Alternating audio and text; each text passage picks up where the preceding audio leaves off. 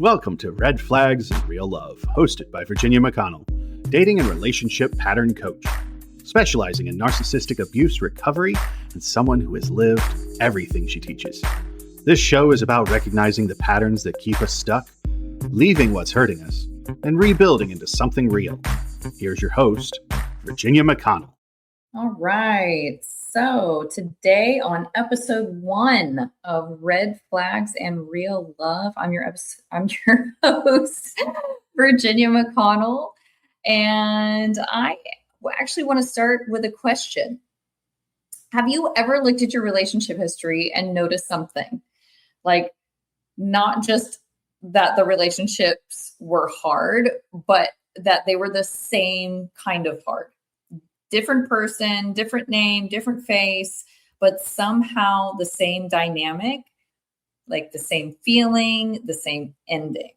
Okay. If you're nodding your head right now, this episode is for you, because here's what I spent years believing: that I had bad judgment, that I was somehow broken, that I was just unlucky in love in a way that other people weren't. I'd look at someone who seemed to have a healthy relationship and think, what do they know that I don't? What am I missing? What am I missing wasn't the information. It wasn't effort. Lord knows I tried hard enough. That was like what I was missing was understanding. Understanding of why I kept arriving at the same place with a different person every time.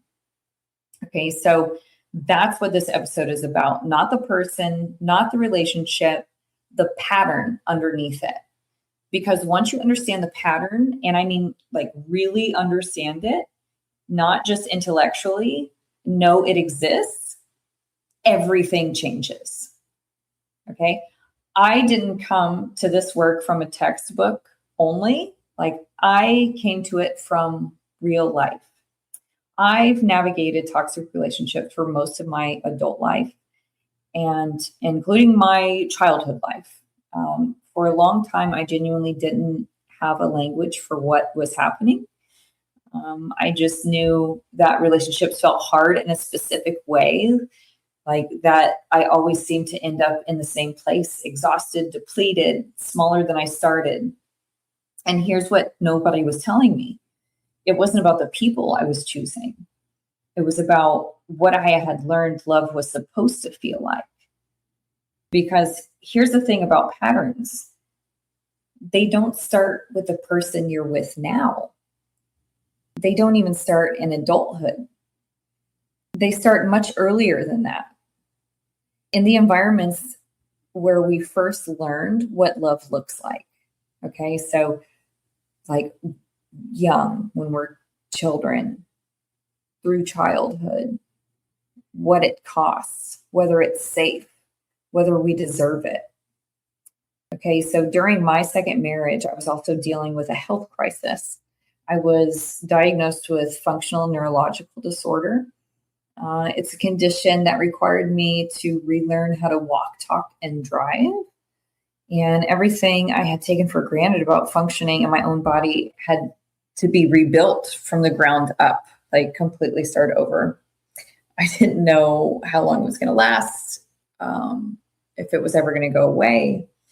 And in that season was one of the hardest times of my entire life. I started to understand something, that the hard wasn't going to be removed. I was going to have to walk through it. And what I thought was the end of everything became the beginning of the most honest version of my life.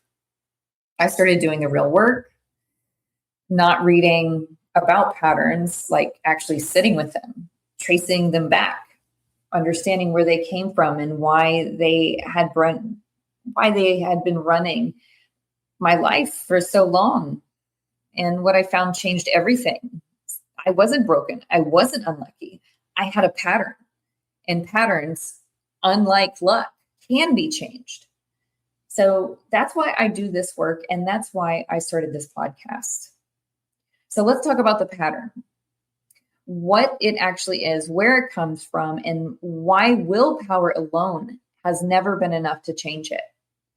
Okay, so we're going to first talk about what a relationship pattern actually is. Okay, so a relationship pattern is a reoccurring dynamic, right? A way of connecting, attaching, and relating to other people that plays out across multiple relationships.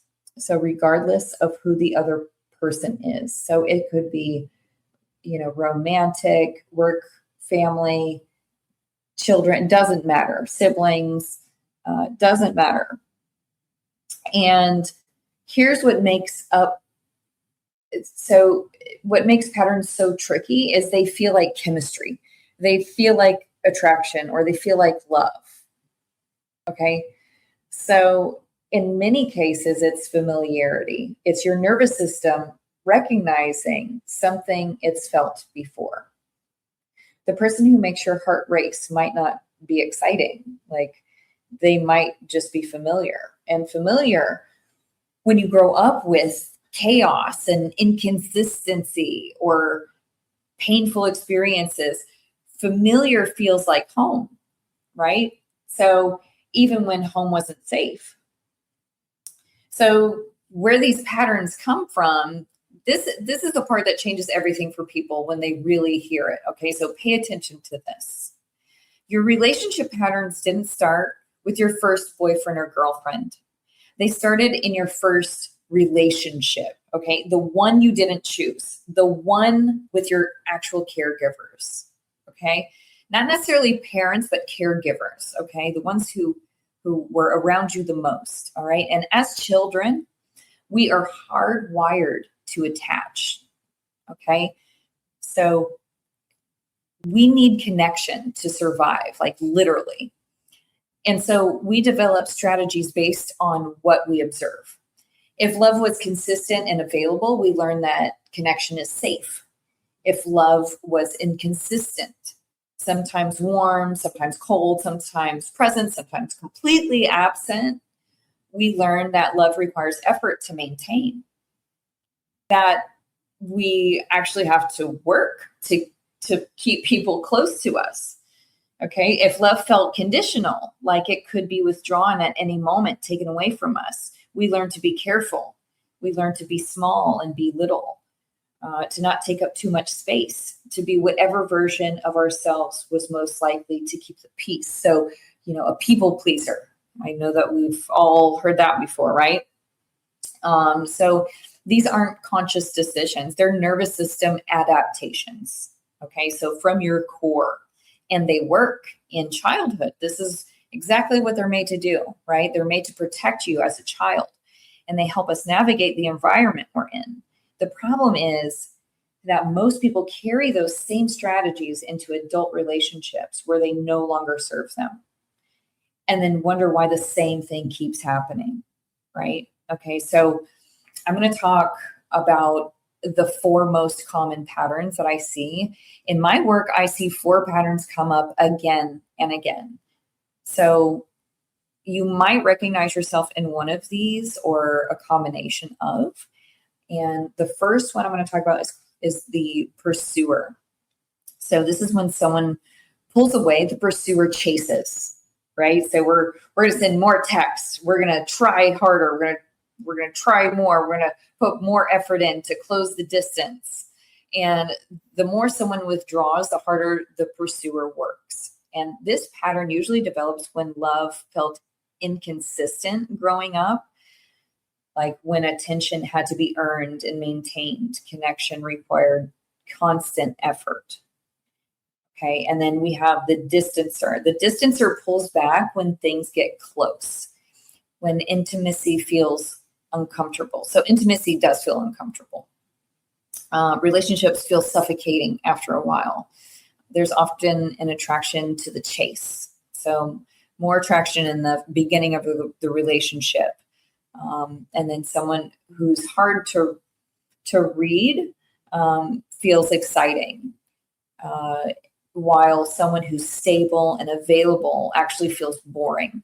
Okay, so they get very bored with people. This pattern usually develops when closeness felt overwhelming or unsafe. And then we talked about this one earlier a little bit, the people pleaser. The people pleaser loses themselves in relationships. They say yes when they actually mean no.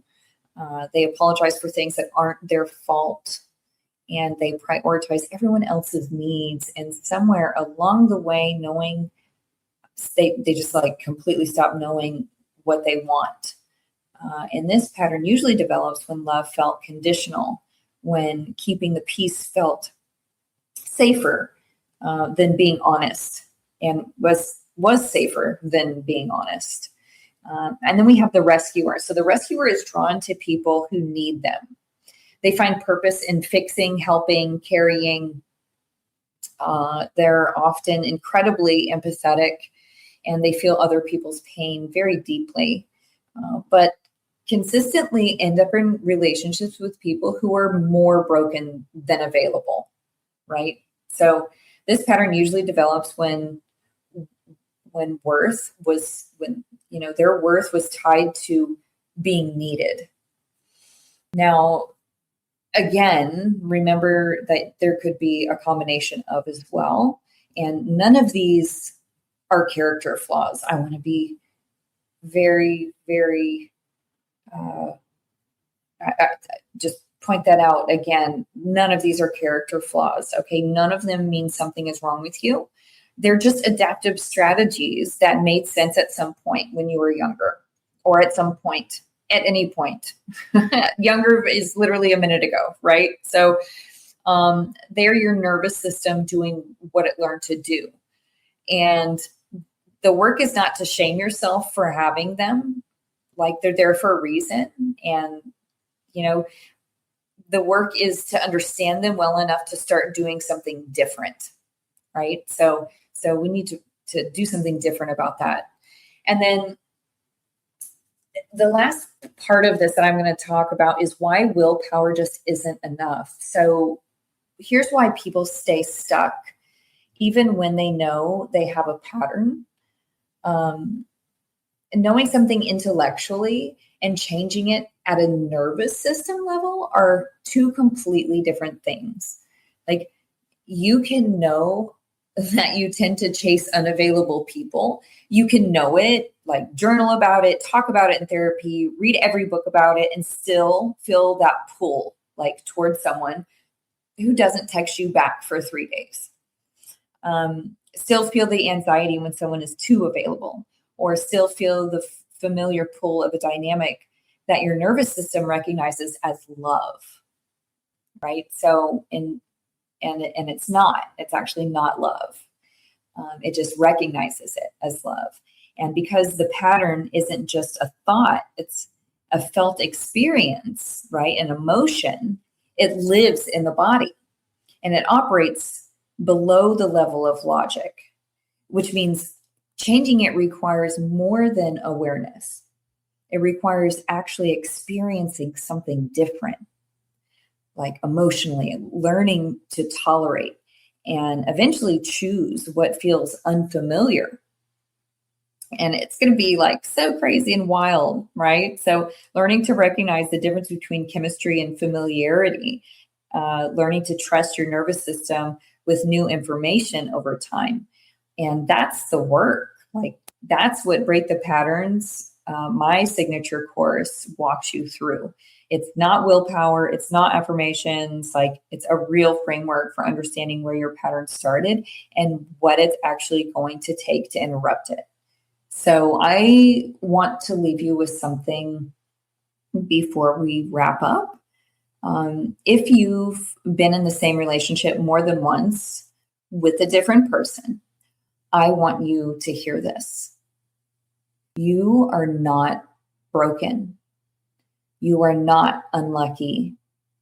You do not have bad judgment. Okay. You have a pattern, and patterns have origins. And when you understand the origin, like really understand it, not just know it, you stop blaming yourself for arriving at the same place, because you understand why you kept arriving there. And more importantly, like, you understand what it actually is going to take to go somewhere different. Okay, so, and that's the work that I do. That's what this podcast is about. Okay, if today's episode hit something for you, if you recognize yourself in one of those 4 patterns, I want you to take the next step. Go to breakthepatterns.net and go to the free Monday class. Okay, every Monday at 7:30 p.m. Eastern.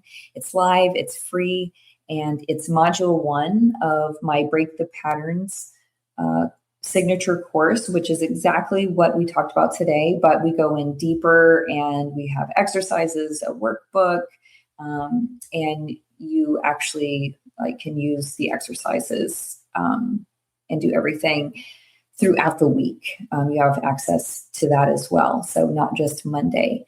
Come as you are, that's all you need. I'll see you next week on Red Flags and Real Love.